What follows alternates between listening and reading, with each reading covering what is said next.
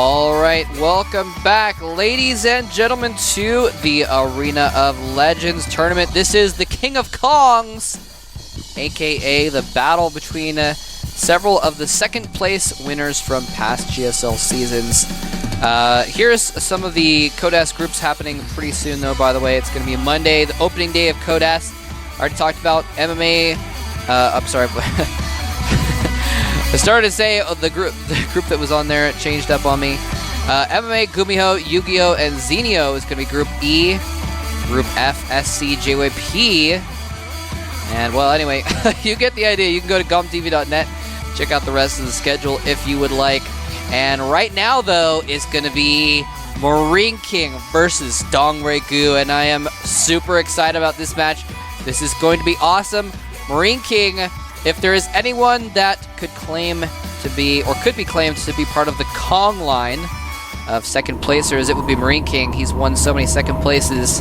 But here is his opponent, though.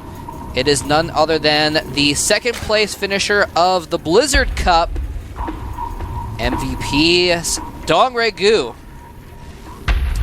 And down here at the bottom left, he's gotten a bunch of silvers. He's gotten silver in 2 GSLs.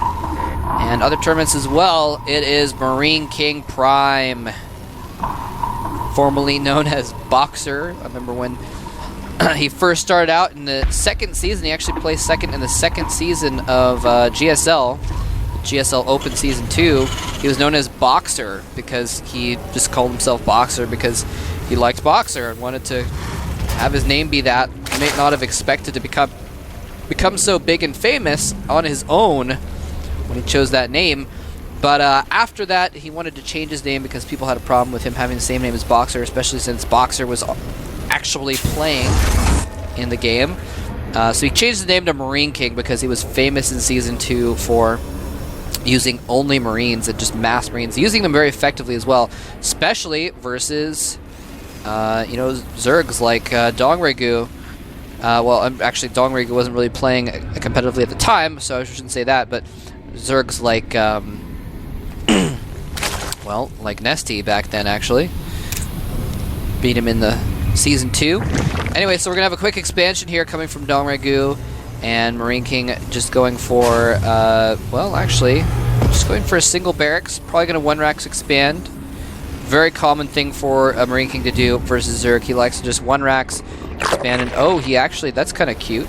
Checked to see if there was an orbital, and then got out of there. Well, actually, he might not have checked just for the orbital, but he knew where he was, and oh, okay, so then he was able to, okay, I see what's going on here. So he checked with his overlord, saw the command center, and then scouted with the drone, but by not showing and scouting fully with the overlord, MarineKing now doesn't know where DongRaeGu is. He's going to have to scout the rest of the map, possibly, in order to find out. DongRaeGu is still able to get in there, and was able to spot the 1-racks, spot the no gas, and get out fine, and got all the information needed.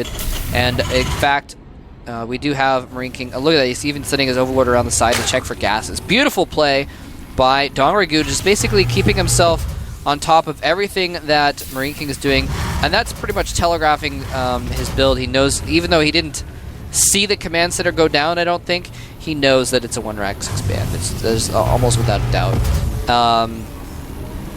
Anyway, so looks like he doesn't actually have vision of that command center, but it doesn't matter. MarineKing did get his command center down on the low ground though, so he's gonna be able to start mining that from that pretty quickly.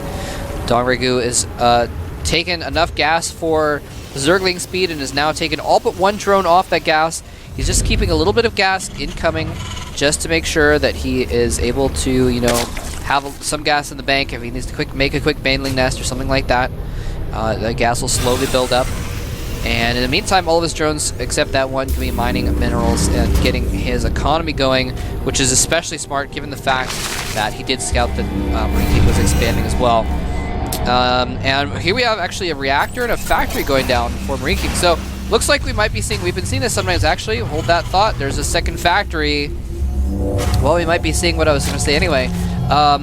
Sometimes, it used to be the standard, well, it still is the standard, to go for reactor Hellions and then expand off of those Hellions, but we've been seeing this sometimes as well, where players will go ahead and get the reactor Hellions after their expansion. It's a little bit greedier, but it can still work very effectively.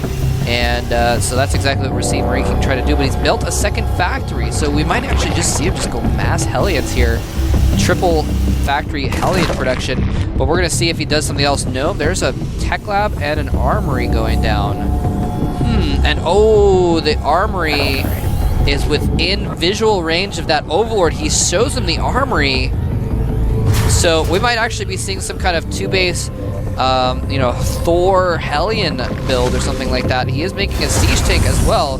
Siege tanks might be very effective to get as well, although the armory is what's puzzling. We might just see siege tanks and Hellions, and we might see +1 upgrade on those as well, which might be cute, because if he gets +1 upgrade and the blue flame upgrade on the Hellions, then they will be able to own Zerglings and drones in 2 shots.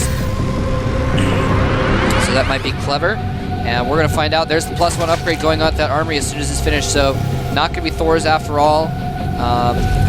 Which was a little bit puzzling, but sometimes you do see Thor rushes. Lots of roaches are on the way, though, for DRG. DongRaeGu, he is really pumping out tons of roaches at the moment. He's going to try. He basically knows that something is up. He saw the armory. He's like, okay, there would not be an armory that fast if there was not a bunch of factory units coming out. I've already seen 1 factory. I think he saw a factory. Maybe he didn't. He's seen at least a couple Hellions out. But so he knows that there's going to be factory units on the way, and roaches are what you're going to need against that. And here comes some Hellions traveling across the map now. He is not upgrading the blue flame upgrade, although he's getting siege tech right now. Oh, the Hellions get caught. 1 pops almost instantly. The rest have to turn tail and flee. One of them almost died as well. Another one almost died. And yeah, MarineKing is like, uh-oh, I have to be a little bit defensive now. I have to get my tanks on the high ground, because that is a ton of roaches. And if those roaches are able to pick off the tanks very quickly, then it will be the end of the game for MarineKing. Oh, he's fighting with these Hellions. What is he doing? He needs to go back. He might have just been some stall tactics.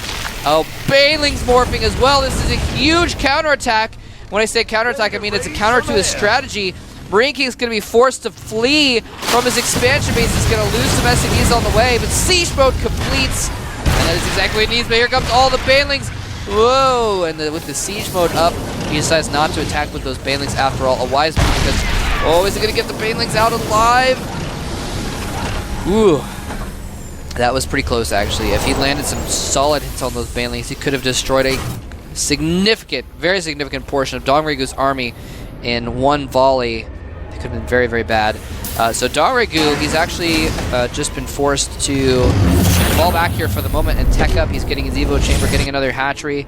Actually, he's getting a 3rd base as well. Very smart move. He's like, all right, you know, this isn't going to work. And that's basically the tug of war, the push and pull of what you need to do in a StarCraft game. Is you try and attack.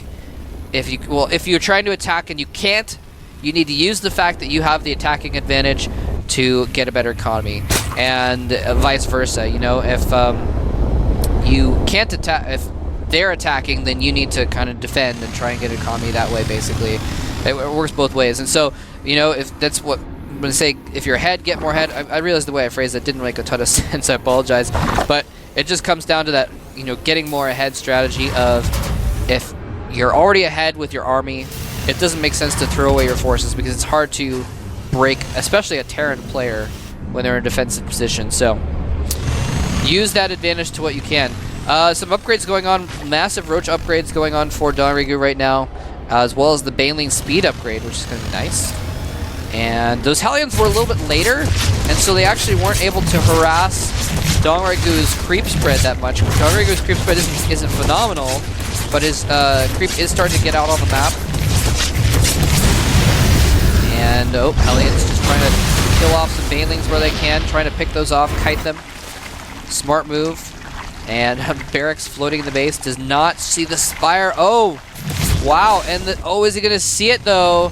Is he going to see that Spire? I don't think he is. The Barracks is being forced away. Instead of floating through the base to scout more, he's actually trying to run it away. Oh, if he lands Baneling it on those. Oh, he's not sieged up. What is going on here? But DongRaeGu just doesn't have enough forces.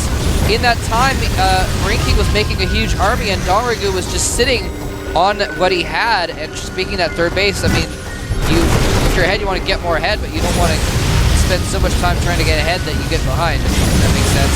And now there's a ton of siege tanks bearing down on DongRaeGu's base. It is going to be really tough for him to finish this. Now the Spire is almost complete though, and MarineKing has no anti-air with this army. If he can get some Mutalisks out, it will be huge. He's making roaches with all of his money though. Oh no, he's made a bunch of roaches, and I don't know if those roaches are going to be nearly as effective as Mutalisks would have been. If he'd made a bunch of Mutalisks, then there's the GG. A beautiful timing attack by MarineKing, landing just before Mutalisks came out. Of course, MarineKing did have a Thor or two on the way, but some Mutalisks could have easily done major damage to that. And DongRaeGu just got caught at the exact wrong moment, and a very short rush distance on that map between those positions as well. So MarineKing was able to just get to his base very quickly before DongRaeGu could really react with a huge army. So that's going to do it for game 1. We're going to come back in about 30 seconds for game number 2 between MarineKing and DongRaeGu. I wanted you here beside me, 'cause this time of year gets so cold. Everyone is smiling so brightly, can't pick myself up before you walk